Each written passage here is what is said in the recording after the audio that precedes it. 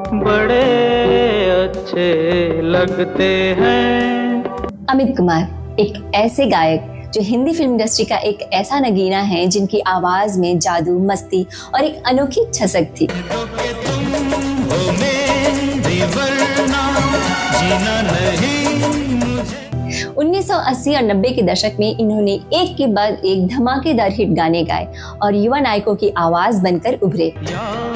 याद आ रही है, तेरी याद आ रही है। इनके गीतों में वो मिठास थी जो दिल को छू लेती थी। मैं एक पंछी मतवाला रे, मतवाला और निराला।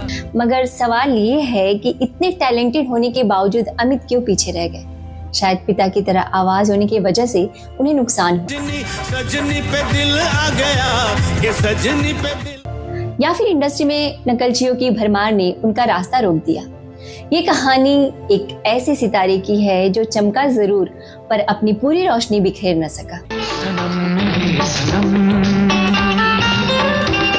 कसम तेरी कसम। ये सिर्फ गायक ही नहीं दोस्तों, बल्कि एक अभिनेता, संगीतकार, लेखक, निर्माता और निर्देशक के रूप में भी अपनी छाप छोड़ चुके हैं। बचपन में इन्होंने बतौर चाइल्ड आर्टिस्ट भी फिल्मों में काम किया, जैसे मैं एक पंछी मतवाला रे गाते हुए अपने निराली स्टाइल को दिखाए। मैं एक पंछी मतवाला रे, मतवाला और निराला। लेकिन क्या आप जानते हैं कि संगीत इनके खून में था?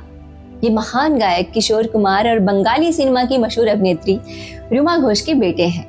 इनकी आवाज में वही मधुरता और अंदाज था जिसकी वजह से लोग इनके गीतों को अक्सर किशोर कुमार का समझ लेते थे। अपने ही गिराते हैं नशे मन पे बिजलियां, नशे मन पे बिजलियां।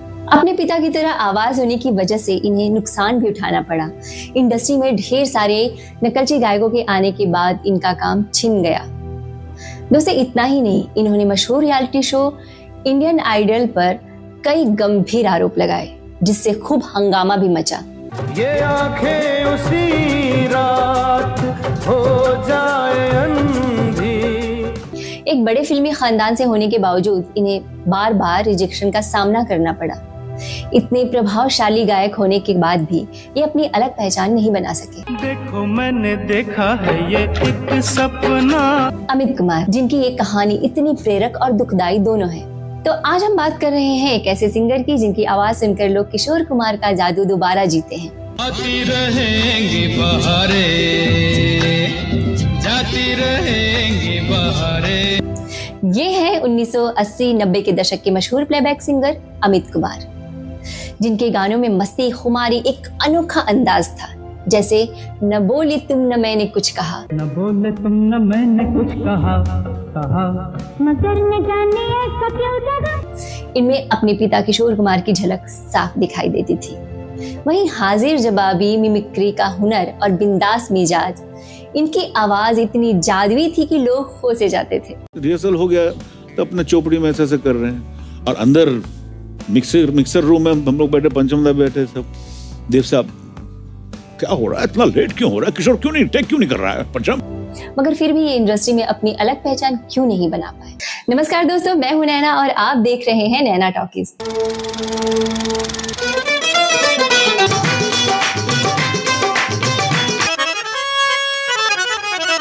तो बात करें अमित जी के प्रारंभिक जीवन के बारे में, तो इनका जन्म 3 जुलाई 1952 को कोलकाता में हुआ, जहां उनके पिता किशोर कुमार हिंदी सिनेमा के दिग्गज सिंगर थे और माँ रुमा घोष बंगाली फिल्मों की मशहूर अभिनेत्री व शास्त्रीय गायिका थी।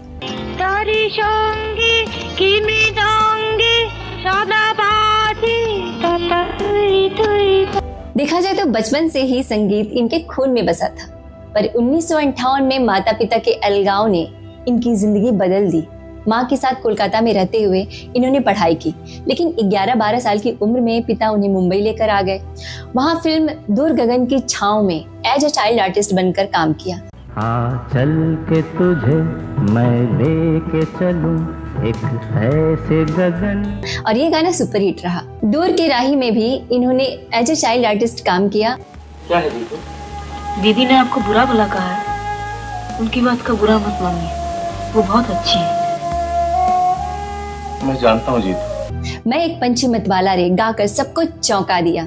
मैं एक पंछी मतवाला रे मतवाला। माँ चाहती थी कि अमित पढ़ाई पर ध्यान दे, पर 1969 में पिता के आराधना के गानों ने इन्हें फिल्मी दुनिया की ओर खींच लिया। दोस्तों, संगीत गाते हुए इनकी आवाज की मिठास सामने आई। दोस्तों, 1970 में कोलकाता के भवानीपुर में दुर्गा पूजा के एक शो में मशहूर अभिनेता उत्तम कुमार ने इन्हें मौका दिलवाया।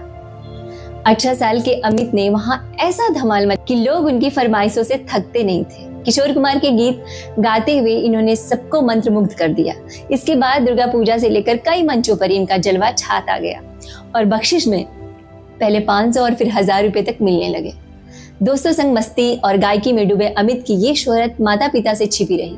1970 में मैं कलकत्ते में गली गली में गाना शुरू किया मैंने। उत्तम बाबू के जो इलाका भवानीपुर जो आज भी है, उनके वहाँ पे दुर्गा पूजा हमेशा हर साल होती है, तो मैं गया था।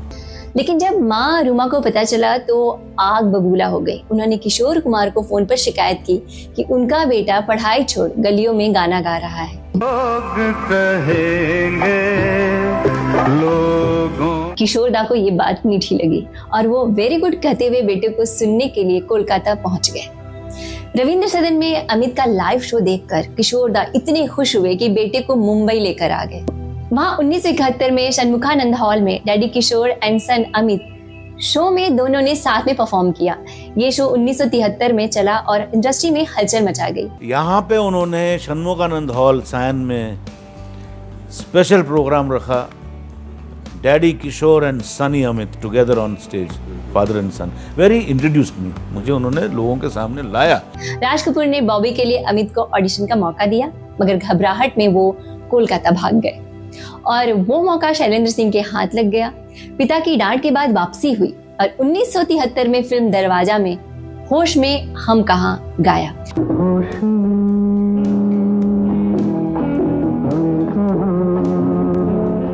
बाद में कई गाने रिकॉर्ड हुए पर फिल्म में अटक गई। दोस्तों 1974 में बढ़ती का नाम दाढ़ी में किशोर दा के साथ डुएट गाए। अपने बस की बात नहीं भाई, प्यार व्यार का चक्कर, इस चक्कर में जो अपनी बस की बात नहीं गाया और आगे चलकर इस जोड़ी ने 27 डुएट में कमाल दिखाया। नजर लगे ना साथियों अरे हो। मगर असली मोड़ आया 1974 में जब आर.डी. बर्मन ने बालिका वधू में बड़े अच्छे लगते हैं ये धरती गवाया। यह गीत अमित के करियर की बुलंदी बना। इस गीत ने उन्हें रातों रात देश भर में मशहूर कर दिया। बड़े अच्छे लगते हैं। लोगों ने इसे हाथों हाथ लिया और 1977 में ये बिनाका गीतमाला के टॉप गानों में शुमार हुआ। आर.डी. बर्मन के भरोसे ने उन्हें 170 से ज्यादा हिंदी गाने दिए। 1978 में पिता किशोर कुमार की फिल्म शाबाश डैडी में दोनों ने साथ में काम किया। हाँ, कहना तो आपका ठीक है डैडी, लेकिन जहाँ तक माँ बाप का सवाल है, वो तब भी औलाद की भलाई सोचते थे और आज भी सोचते हैं। ये तो तुम्हारी शराफत बोल रही है बेटे। पर किशोर दा की जिंदगी में उथल पुथल हो गई। योगिता बाली से तलाक, फिर लीना चंद्रावरकर से शादी। अमित की सौतेली माँ लीना उनसे महज 2 साल बड़ी थी। किशोर दा ने ममता की छांव में अमित और लीना को लिया, जो उनके निधन से अधूरी रह गई, मगर अमित ने इसे पूरा किया। तुम्हारी मांग का सिंदूर कहता है कि बाबा जिंदा हैं। ऐसी क्या बात है माँ, तुम मुझे बताओ, मैं उन्हें ले। 1981 में लव स्टोरी के गाने देखो मैंने देखा है ये एक सपना, फूलों के शहर में है और ये लड़की जरा सी दीवानी, ये लड़की जरा सी दीवानी लगती है मुझे तो ये गुड़िया जापान। इस गाने ने उन्हें सुपरस्टार बना दिया। लता मंगेशकर के साथ याद आ रही है के लिए फिल्म फेयर अवार्ड जीता। याद आ रही है तेरी याद आ रही है। राजेश खन्ना, धर्मेंद्र, गोविंदा जैसे सितारों के लिए लैला ओ लैला, नशे मन पे बिजलियां, अपने ही गिराते हैं नशे मन पे बिजलियां, नशे मन पे लैला ओ लैला लैला ऐसी तू लैला।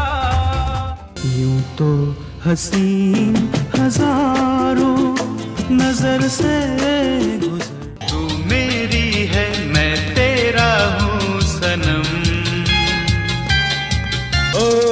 गली गली ढूंढा तुझे, कोने कोने देखा रे। तिरछे नैनों वाली, बीबी भोली भाली।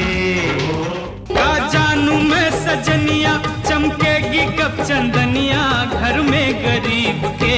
राम करे अल्लाह करे, तेरी मेरी दो आपके दीवाने हैं। पहले पहले प्यार की क्या है ये दीवानगी, जाने कब किस मोड़ पे सारी दुनिया छोड़ के मिल जाए फिर दिल। 80 और 90 के दशक में तेजाब का वो गाना जीना नहीं मुझे। 1 2 3 4 5 6 7 8 9 10 11 ऐसा लगता है, अच्छा लगता है। चली आना तू पान की दुकान पे, प्यार तुम मुझसे करती हो जो उनसे। मगर 1987 में किशोर और 1984 में आर.डी. बर्मन के निधन ने उन्हें झकझोर दिया। 90 के दशक में संगीत का स्टैंडर्ड गिरने से नाराज अमित ने फिल्मों से दूरी बना ली। मेरे प्यार का रस जरा चखना, ओए मखना ऐसे तो चुरा। नए सिंगर्स कुमार सानू, उदित नारायण के उभरने और किशोर दा से तुलना ने उनकी पहचान धुंधली कर दी। फिर भी लाइव शोज में वो दुनिया भर पे छाए रहे। बंगाली फिल्मों में संगीत दिया, टीवी शो जज किए, पर इंडियन आइडल में विवादों से घिरे। 2003 में रीमा से शादी, 2 बेटियां हुई। सौतेले भाई सुमित के साथ कुमार ब्रदर्स म्यूजिक बनाई। 71 की उम्र में भी उनकी एनर्जी मिमिक्री किशोर दा की याद दिलाती है। हाँ, एक बात जरूर है कि भाई उनके साथ कंपेयर होना ये भी बहुत बड़ी बात है। मैं तो उनका नाखून बराबर भी नहीं हूँ, उनका अंश हूँ, लेकिन I can not be like him. एक मस्त मौला सितारा जो चमका पर अपनी पूरी रोशनी न बिखेर सका।